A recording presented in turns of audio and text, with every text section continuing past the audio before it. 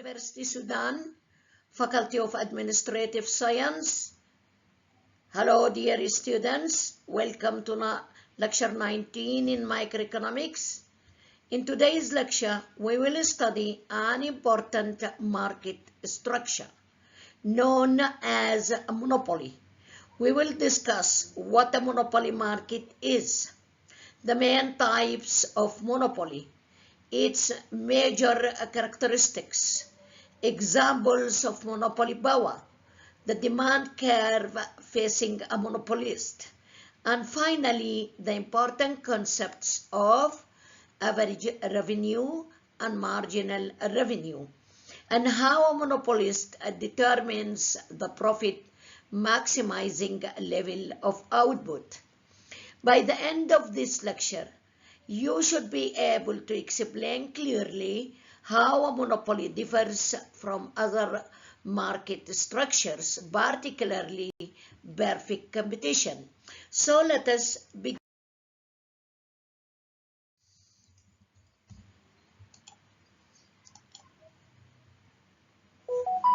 Barriers to entry. Here it is here.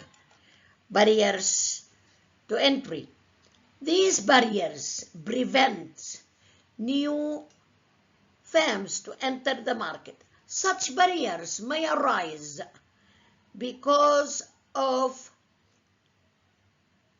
legal regulations. Maybe the government is only legally allow this firm to operate in the market. For example, like you know that, for example, maybe the franchise for exporting Corollas is given only to الصفوة مثلا in Khartoum, الصفوة firm. So maybe arise because of legal regulations, ownership of important or essential resources like gum Arabic in Sudan, economies of scale, or very high capital requirements. So in summary, a monopoly market is characterized by one seller, no close substitutes, considerable market power, and significant barriers that prevent competitors from entering. Let us come to types of monopoly. Now let us move to the different types of monopoly. It is important to understand that monopoly can exist in several forms. First, simple monopoly. A simple monopoly occurs when one firm charges the same price to all consumers. In other words, every consumer purchasing the product pays the same price under the same market condition. For example, if the monopolist sets the price at 100 units of a currency, consumers buying the same product pay that price rather than different prices for different individuals. Different prices like, for example, in air flight tickets, you have prices for the economy class, for the first class, and so on. So you pay different prices to the same service. The second is natural monopoly. The second type is natural monopoly.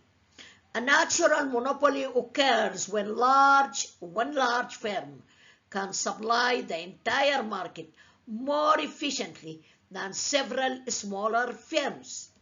This usually happens because the industry has very high fixed cost and significant economies of scale. Think about an industry that requires very expensive infrastructure, like the mining industry. It requires very expensive infrastructure. So if several firms each have to build separate infrastructure, the total cost might become extremely high. However, if one large firm supplies the whole market, the average cost can be lower. Therefore, from a cost and efficiency perspective, one large supplier may be more efficient. The third type is pure monopoly.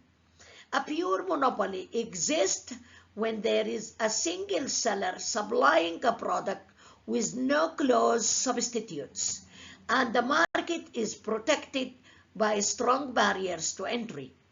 This represents the traditional economic concept of monopoly. The important elements are one seller, no close substitutes, and high barriers preventing competition. The fourth type is legal monopoly. A legal monopoly arises when a firm receives exclusive rights from the government through mechanisms such as patents, copyrights, trademarks, or licenses. These legal protections can prevent other firms from producing or selling the same product under certain conditions. For example, a patent may give an inventor exclusive rights to use or produce an invention for a specified period according to the relevant legal rules. Therefore, the monopoly exists because the law provides a form of protection. Number 5, public or state monopoly. Finally, we have the public or state monopoly. In this case, the government owns or controls the monopoly, usually in connection with the provision of essential goods or services. The purpose might not always be profit maximization alone. Government control may also be related to public interest, strategic importance, or the provision of essential services.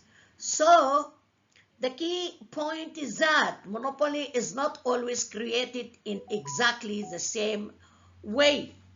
It may arise because of efficiency and economies of scale, legal protection, ownership or control by the government, or other strong barriers that prevent competition. Characteristics of a monopoly. Let us now discuss the main characteristics of a monopoly market. Characteristic number 1, single seller. The first and most obvious characteristic is the existence of a single seller. One firm supplies the entire market. Therefore, there is no direct competition from other sellers providing the same product within that monopoly market. The firm itself constitutes the entire industry. Characteristic number 2, no close substitutes. This is very important because if consumers could easily replace the monopolist product with another very similar product, the firm's monopoly power would be limited. The absence of close alternatives gives the monopolist greater market power. However, again, this does not mean that consumers have no response at all to change in price. Demand still places limits on the firm's decisions. Characteristic number 3, price maker. The third characteristic is that the monopolist is a price maker. Unlike perfectly competitive firm, which accepts the market price as given, a monopolist has considerable power to influence the price of its product. Why?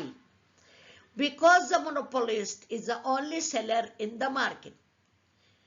However, please, my students, remember an important distinction. A monopolist can influence the price, but it cannot freely choose any price and any quantity independently. The firm's decision is constrained by the market demand curve. Characteristic number 4, high barriers to entry. The fourth characteristic is high barriers to entry. These barriers may be legal, technical, financial, or economic. For example, a new firm may need a very large amount of capital to enter the industry, or the existing firm may have control over essential resources, or legal protection may prevent competitors from entering. These barriers are important because without them, high profits could attract new firms into the market. Characteristic number 5, long-run economic profits. The final characteristic is the possibility of earning long-run economic profits, sometimes called supernormal profits. Because entry by competitors is restricted, a monopoly may be able to maintain economic profits over a long period. Compare this with perfect competition.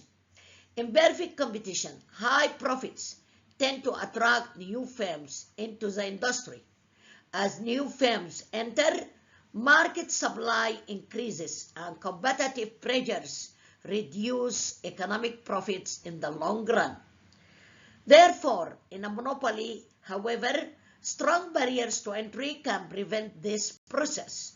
Therefore, the monopoly may maintain economic or supernormal profits in the long run. So remember these 5 characteristics: single seller, no close substitutes, price maker, high barriers to entry, and the possibility of long-run economic. Let us come to examples of monopoly or monopoly power. Let us consider some examples of monopoly or significant monopoly power. The first example is railways. Railways are often discussed as an example of a natural monopoly. Why? Because building and maintaining railway infrastructure requires extremely high fixed cost. The construction of railway tracks, stations, signaling systems, and other infrastructure requires substantial investment. Therefore, in some situations, one large provider may supply the market more efficiently than many competing firms building a duplicate infrastructure. Another example is Facebook, which has significant market power associated with network effects in social networking. A network effect means that the value or usefulness of a network may increase as more people use it. The next example is Microsoft, which has historically held a strong market power in some software markets. Similarly, Google has dominant market power in the online search market. Finally, AT&T has historically held monopoly power in telecommunications during certain periods and in particular markets. The purpose of these examples is to help us understand that monopoly and monopoly power can appear in different industries. Some cases are connected with natural monopoly and high infrastructure cost. Others may be connected with technology networks, market dominance, or historical and legal economic conditions. When studying examples, always focus on the economic reason behind the market power. Ask yourself, what prevents effective competition? Are there high fixed costs? Are there strong network effects? Are there legal protection? Or are there other barriers? Demand curve under monopoly. Now we come to one of the most important parts of today's lecture, the demand curve under monopoly. A monopoly has only one seller. Therefore, the monopoly firm represents the entire industry. So this is the firm demand curve and the industry demand curve. So this is firm, at the same time it is industry. And the difference is that industry is group of firms. The industry means group of firms selling the same product. But in the case of monopoly, the industry is a firm. So therefore, the monopoly firm represents the entire industry. This means that the demand curve facing the industry or the firm is a market demand curve. This is the firm demand curve, this one. It is the firm demand curve. At the same time, it is the industry demand curve, and it is the average revenue curve. This means that the demand curve facing the firm is a market demand curve. So this is different from a perfectly competitive firm. In perfect competition, an individual firm is so small relative to the market that it takes the market price as given. The individual competitive firm faces a horizontal, perfectly elastic demand curve at the market price, but the monopolist faces the entire market demand, and the market demand curve is generally downward sloping curve. Why does it slope downward? Because generally, if the monopolist wants to sell more units, it must reduce the price. So, suppose the firm is selling a certain quantity at a relatively high price. If it wants the consumers to buy more units, the firm may have to offer the product at a lower price. Therefore, there is an inverse relationship between price and quantity demanded. As price falls, quantity demanded increases, and as price rises, quantity demanded decreases. This is why the monopoly firm's demand curve slopes downward from left to right. Now let me emphasize an extremely important point. Although the monopolist has considerable control over price, it cannot control consumer demand. The firm cannot simply decide that consumers will buy any quantity at any price. Consumer willingness and ability to buy are reflected in the demand curve. Therefore, the monopolist has market power, but this power is limited by demand. So if you remember only one thing from this slide, remember this: to sell more units, the monopolist generally has to lower the price. And this is the fundamental reason why the monopolist faces a downward sloping demand curve. Revenue curves under monopoly. Now we move to another very important topic. We will discuss three key concepts: average revenue or AR, margin revenue or MR, and the condition for profit maximization. Let us start with average revenue, AR. Average revenue means total revenue divided by quantity sold. So let me write it to you here in order to remember it. Where is this leather pen?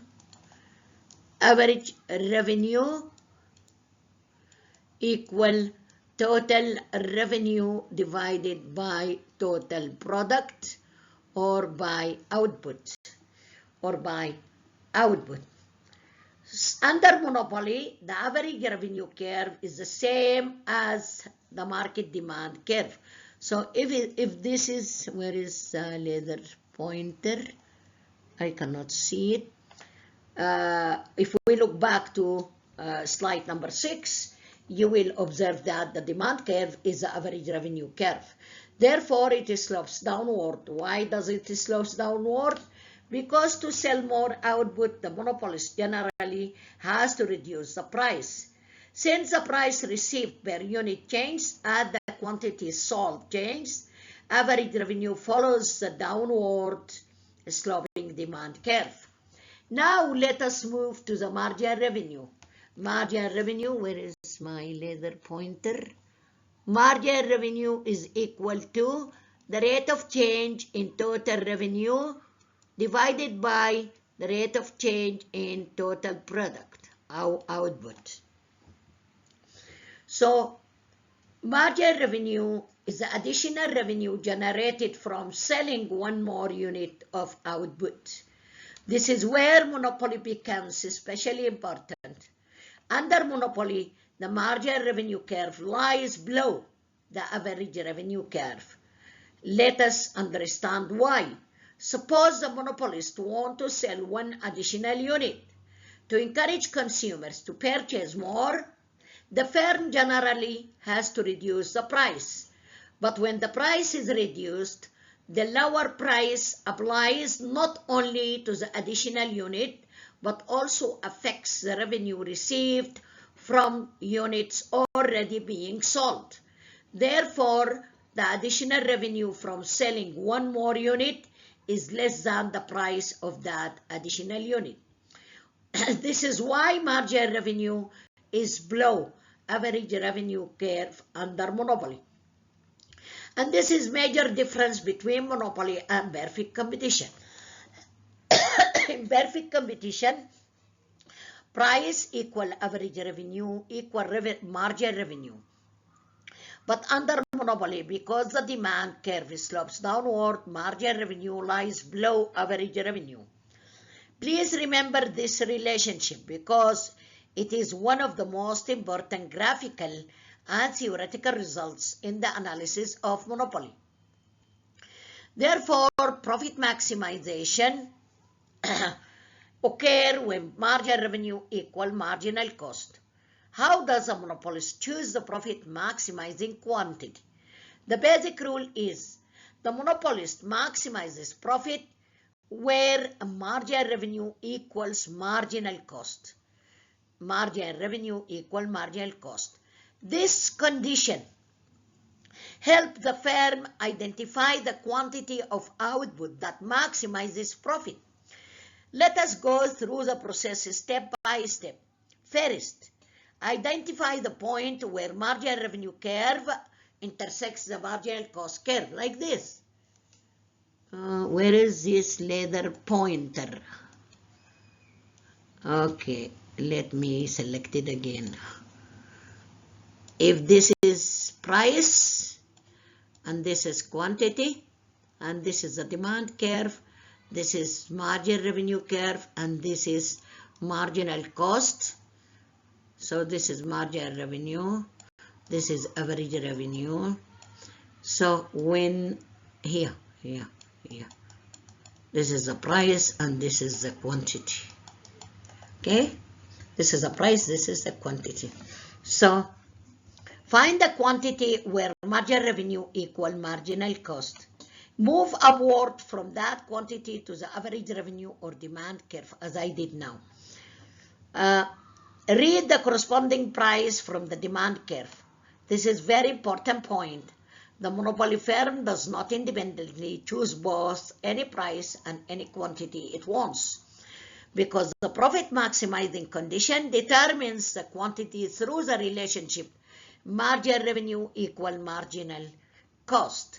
Then the demand curve determines the price consumers are willing to pay for that quantity. Therefore, the monopolist has market power and can influence price, but it is still constrained by the relationship between price and quantity in the market demand curve. Let me repeat the key idea one more time. A monopolist faces a downward sloping curve like this. This is price, this is quantity, and this is the downward sloping demand curve. At the same time, it is average revenue curve. At the same time, it is the average revenue curve. So, and we have this is the marginal revenue curve. It is below the average revenue curve. And we have this is the marginal cost curve. And this is the where marginal revenue is equal to marginal cost. So we can determine the quantity here. And we go up to the demand curve here in order to determine the price. So profit maximizing outputs occurs where marginal revenue equal marginal cost. Then from that output level, we move upward to the demand curve or average revenue curve to determine the price. Let me explain this through this graph. Now, my students, let us focus on the graph shown on this slide. When you look at a standard monopoly diagram, you should identify the main curves carefully. First, we have a downward sloping curve with the blue one, the light blue. This one. This is the demand and the average revenue curve, and it's a downward sloping curve, which is also average revenue curve. Second, we have this red one, or the pink graph. It's the marginal revenue graph. And we have the black curve, the marginal cost curve.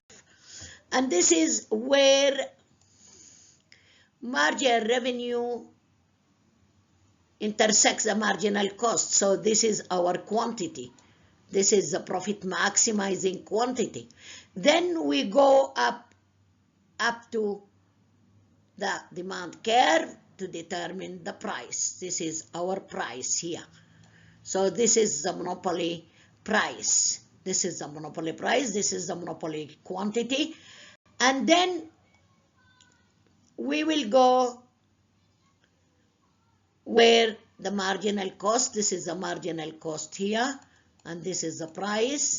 So this area is the monopoly profit, where the price is equal marginal revenue, equal marginal cost, give us the profit maximizing quantity.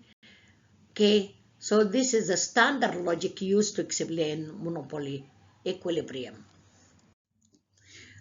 Please try these questions and upload the answers to my Telegram page. I encourage you to answer these questions yourself before checking the answers. This is an excellent way to test whether you understand the main concepts of today's lecture. Dear students, we have now reached the end of our lecture on monopoly characteristic sources and revenue curves. Let us summarize the most important points. A monopoly is a market structure in which there is a single seller supplying the market and there are no close substitutes. The existence of significant barriers to entry prevents or limits competition. These barriers may result from legal protection, ownership of essential resources, high capital requirements or resources. We also discussed several types of monopoly, including simple, natural, pure, legal, and public or state monopoly. And then we discussed the major characteristics of monopoly include one seller, no close substitutes, price-making power, high barriers to entry. And then we discussed the demand curve slopes downward and how the average revenue curve is the same as the demand curve. The marginal revenue curve lies below, and the monopolist maximizes profit at the output level where marginal revenue equal marginal cost. Please review the lecture carefully, study the concepts and definitions, and practice the review questions. Thank you very much for watching. I wish you all the best in your studies. See you in the next lecture. Goodbye.